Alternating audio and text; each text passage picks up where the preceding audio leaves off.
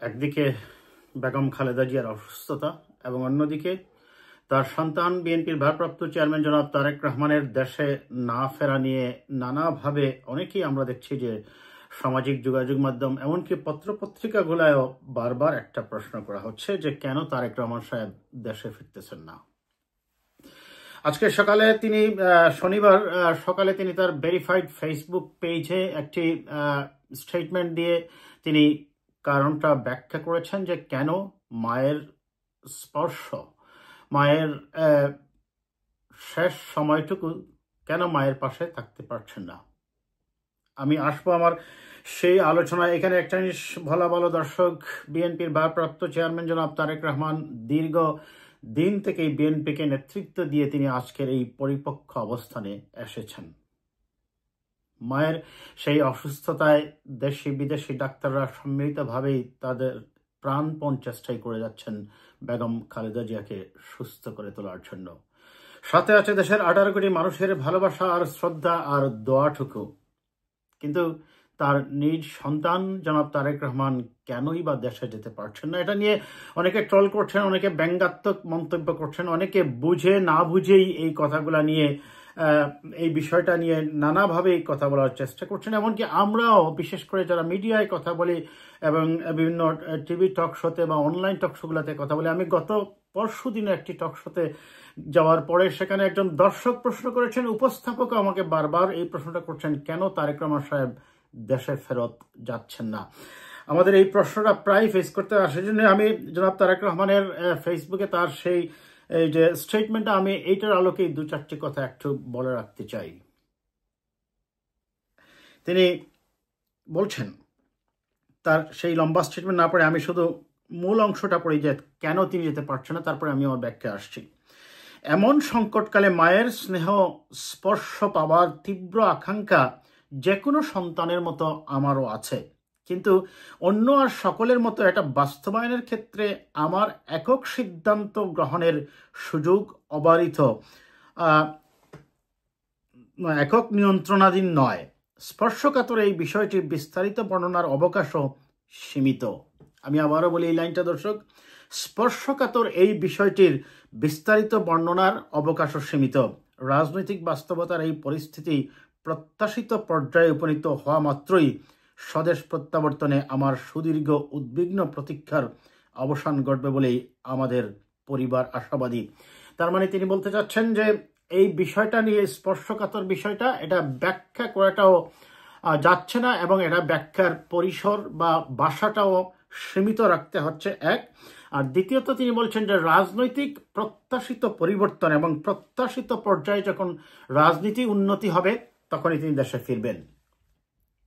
অর্থাৎ তার দেশে ফেরাটা নির্ভর করছে রাজনৈতিক পরিস্থিতি এবং প্রত্যাশার সাথে রাজনীতির গতিপথ কোন দিকে যায় সেটার উপর নির্ভর করছে, এক কথায় যদি আমি বলি।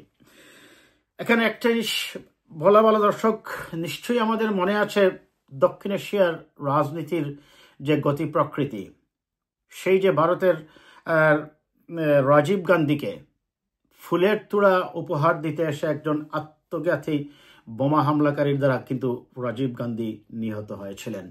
মনে আছে আপনাদের সেই বেনজির ভুট্টোকে প্রকাশ্যে জনসভায় ডেমনস্ট্রেশনে গুলি করে হত্যা করা হয়।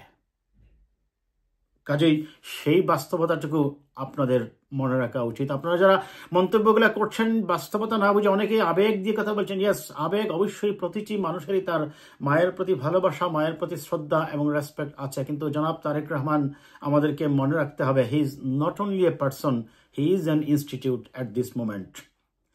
তার চলা, তার বেঁচে থাকা, তার রাজনীতি, তার গতি প্রকৃতির উপর নির্ভর করছে আগামী দিনে বাংলাদেশের 18 কোটি মানুষের গণতন্ত্রের পথে উত্তরণে একটি পিসফুল ট্রানজিশন হবে কি হবে না।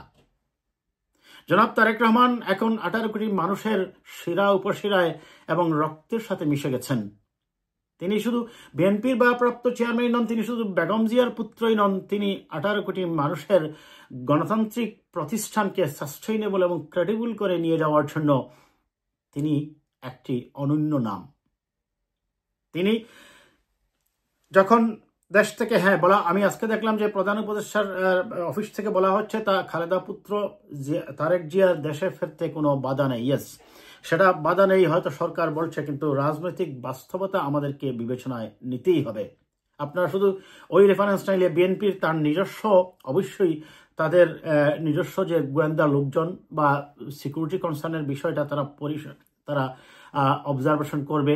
সেই অবজারভেশনের ভিত্তিতে যখন এই গোয়েন্দা বিভাগের লোকজন যখন তাকে সবুজ সংকেত দেবে, তখনই কেবলমাত্র তিনি দেশে ফেরত যাবেন। তার মানে হচ্ছে এটার সাথে নির্ভর করছে রাজনৈতিক বাস্তবতা।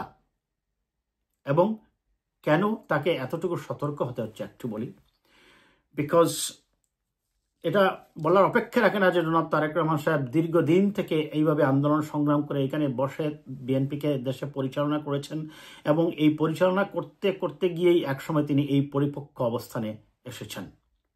এই মুহূর্তে বাংলাদেশে যে যতভাবেই ব্যাখ্যা করুক না কেন, তারেক রহমানই দেশের একমাত্র বিকল্প আগামীতে দেশকে ঐক্যবদ্ধ রাখার জন্য, এবং একটি গণতান্ত্রিক উপায়ে নির্বাচিত সরকার আসার পরে দেশে গণতান্ত্রিক ব্যবস্থাকে একটি শক্ত ভিত্তির উপর দাঁড় করিয়ে সামনের দিকে দেশকে নিয়ে যেতে তিনি হচ্ছেন প্রধান শক্তি, তিনি হচ্ছেন মানুষের অনুপ্রেরণা।